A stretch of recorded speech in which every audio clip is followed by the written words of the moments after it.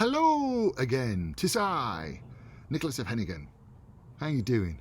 Thanks very much for joining me again for another slice of Birmingham life in the 1990s and the agony and glory of how to get a theatre production on. Let me just move this about. So you may see I'm in the garden. It's afternoon. It's May 2020. We're still in lockdown. Although now apparently you can go out with one other person that's not from your household and meet them in a park, as long as you stay, 6 feet away or 2 meters or whatever that is. I haven't done that yet. I'd also like to thank you again for being in touch. There's been a great response to these little diaries. If you see episode 1, way back there, I'm not quite sure. I wasn't sure whether I should do this or not, and I'm really pleased I am, because I've had a great reaction. I mentioned as well last time, someone's actually made a donation to Maverick Theatre, which is very, very moving for me, because as I said then, it's nice. It's not just about the money, it's the fact that people get what we're trying to do in terms of access to theatre and publishing and writing, and people that don't normally do the arts, which of course was my background. I've also been reminded apparently you can subscribe if you press the button below, and there's a little bell as well. Was it there? I don't know. I'm doing this just on my computer, little camera thingy there. So you can subscribe. And I've got some recorded birdsong, which if you've been listening to the earlier episodes, you'll know was sadly missing from the very first production of Henry V, Lion of England at the Midlands Arts Centre in Birmingham. Anyway, I won't waffle on too much more. Please do keep your comments coming. It's fantastic. We read them all. I say we read them all. And we've got like 20 followers now. Woohoo! That's an achievement. Man of my calibre. And so, as I mentioned at the start, it was as a result of a telephone conversation I had a while ago. An online conversation. Who'd heard of Zoom a few weeks ago? Now we all know it. A Zoom chat with the TV producer John Lloyd, did QI and Blackadder and all that kind of stuff on an Idler magazine chat, and he was talking about putting himself at the centre of the story. So that's kind of what I'm doing. I'm just repeating extracts from his diaries. I wrote them in 1997. You probably know this by now, and it was a stream of consciousness, and the idea was it was making a new play called A Ghost of a Chance. It was different for all sorts of reasons. We'd won 4 awards, which was fantastic, and I wasn't quite sure how I was going to make it work. And because the very first production that we'd done at the Billsley pub in Birmingham, I kept a short diary and it was really popular, so it was suggested I do another one, and this is the result. So it was all written on the fly. There was no real time to edit it, and it was finished the day before the opening night of A Ghost of a Chance, a brand new play featuring Paul Henry, forever known as Benny from Crossroads, and a boy who also plays the part of a 1,000-year-old entity. So quite a complex thing to do. But I won't waffle on anymore. The aeroplanes, there's not been many aeroplanes as well in May 2020. Apparently air pollution has dropped 60% around these parts of West London, which is great. Oh, that's where I am now, by the way. Still in Birmingham emotionally. Anyway, let's get on with it. Sunday, the 8th of June, 1997. Ouch, my head. I went to a wedding reception at the Royal Angus Hotel in Birmingham last night. Congratulations, Mike Reed and Elaine.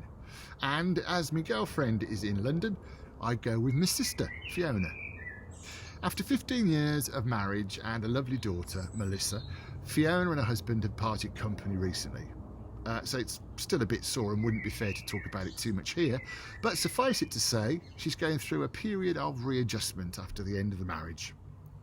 I'm actually, selfishly, quite chuffed, as it means we can go out together for the first time in many years.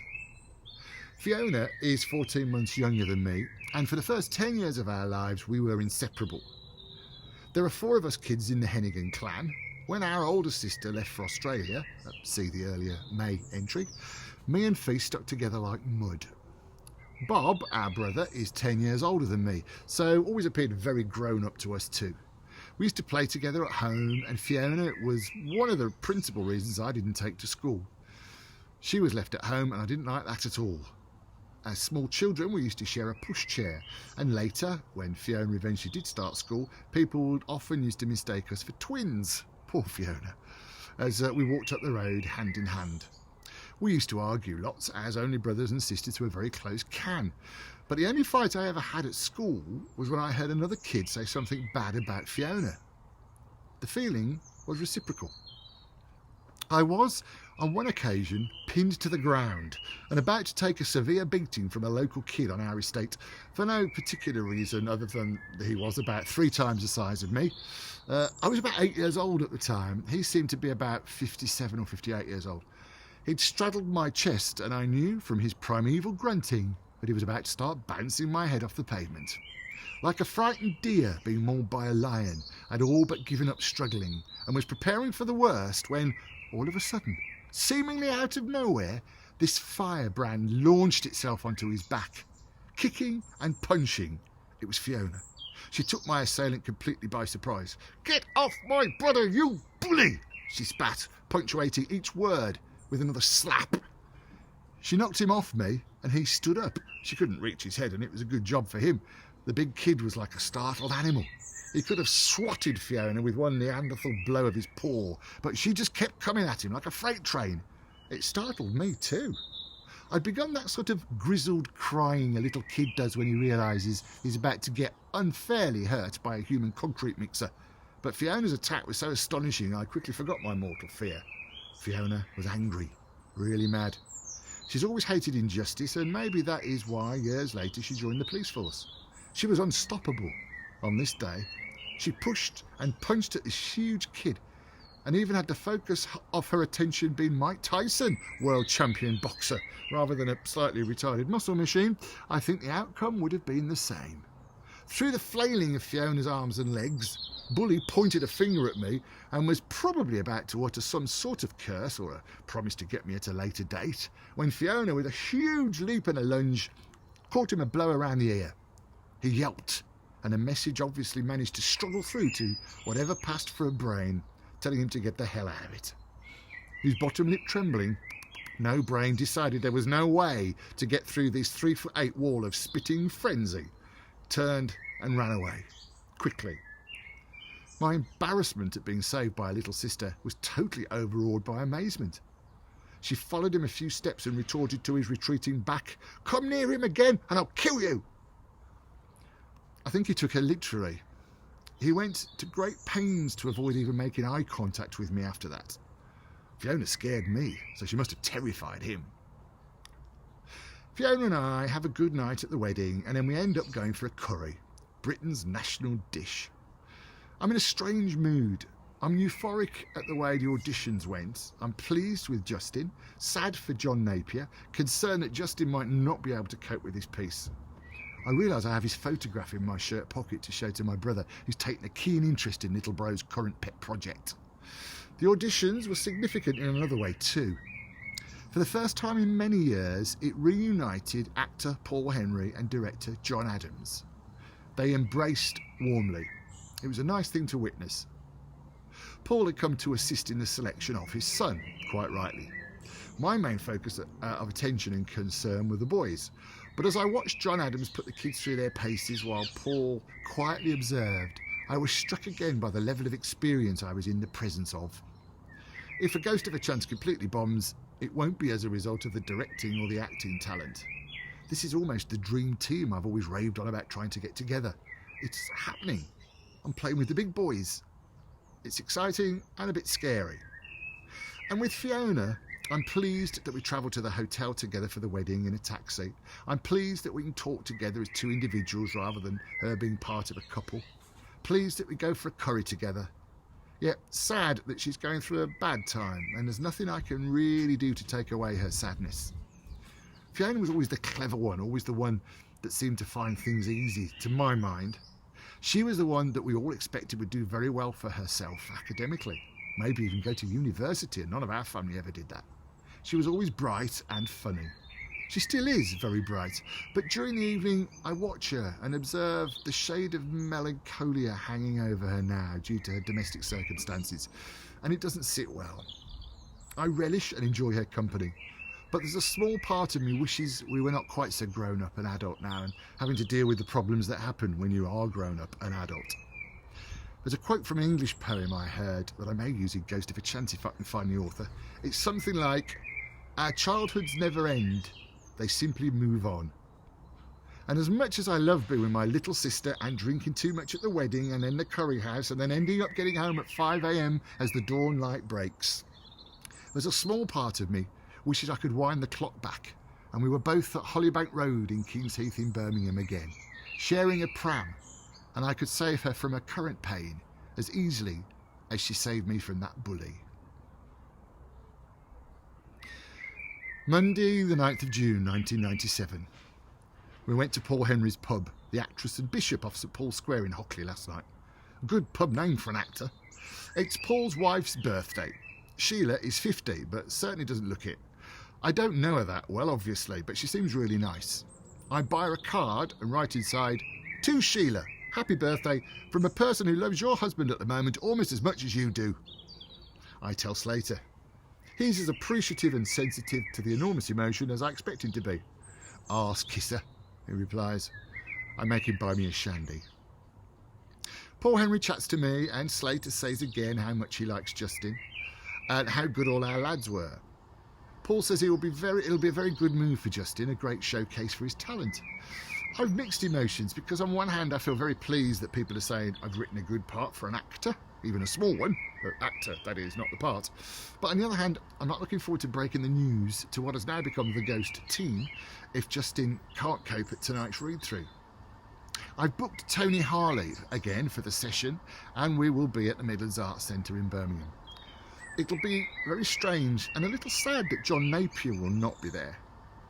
I mutter something to Paul about how we are meeting Justin tonight, and then I wonder, given how I feel about John, how parents who lose a child cope. I mentally bite my tongue. Paul and Sheila have had to cope with just that. They lost their teenage daughter in a car accident. Poor Paul. Poor Sheila. 9th of June 1997. Dear ... brackets boy, close brackets. Thank you very much for attending the auditions at the Midlands Arts Centre on Saturday for the part of Tim in A Ghost of a Chance. We saw 7 boys and all of you could have played the part with no trouble. Honest, Governor. It's a real shot in the arm that there's so much talent in the West Midlands. John Adams, the director, has loads of experience and he was really impressed. Because everyone was so good, we ended up choosing the boy on age and physical type. On this occasion, we've given the part to the eldest boy who auditioned. He's done lots of work at the Royal Shakespeare Company, on television and radio, and in the West End. This might be a bit disappointing for you because I know that even adult actors who get loads of auditions get fed up if they don't get a part. But don't for a minute think you have failed in any way. I saw over 200 young actors during May, and the auditions at the MAC were the final shortlist. With one exception, I'd seen everyone before you came to the MAC, so Saturday's auditions were the final top shortlist. Because you are amongst the top young talent in the Midlands, I have enclosed a certificate of brilliance. If you'd like to produce this certificate of brilliance at the Billesley pub in Birmingham on the gala night of A Ghost of a Chance, Tuesday the 9th of September 1997, you will be given 2 free tickets worth £12. Guinness are bringing their people up from London, so your chaperone may end up with a drop of the dark stuff. Please phone in a few weeks if you want to come so we can tell you the time. Thank you very much again for going to all the trouble of auditioning. I really appreciate it. If you have any questions or queries about, well, anything really, please do not hesitate to give me a call. Thanks again for your interest. Best wishes, Nick Hennegan, writer and destroyer of young boys' egos. What do you think? Well, apart from the last line, which I'll take out. My sword of Damocles for the auditionees. Well, it's a good lesson in the realities of showbiz. I also attach Certificate of Brilliance. This is to certify that... He's a brilliant actor and all-round good egg, and he should be given a drink of cola and let in to see A Ghost of a Chance on the gala night for free. Tuesday the 9th of September 1997. Please phone for times. Signed, Nicholas of Hennegan. It's a strange old thing, this writing theatre game. I spoke to John Adams yesterday about the second draft of the script. Since the first draft, I've been chucking things in, presuming he'll use his vast experience at looking at new plays to cut my worst excesses and comment on the structure of the piece. He does. We have a slightly surreal conversation about the commencement of sexual activity in children and the level of maturity we expect for Tim. Now I know the age of Tim, given that Justin's okay for the part, it makes it easier for me to feel what I hope the audience will feel. John makes some quick amendments and says he'll put his more extended comments on the second draft in the post as he returned to London at 6 a.m. this morning. It's now 5:50 p.m. A dose of the BBC early evening news, then it's off to see young Justin. It'll be a relief to know that the crucial job of casting is finished. If Justin is okay when we do the read-through, I decide I'll celebrate in grand style by doing something radical, like stopping in and going to bed early. Watch this space.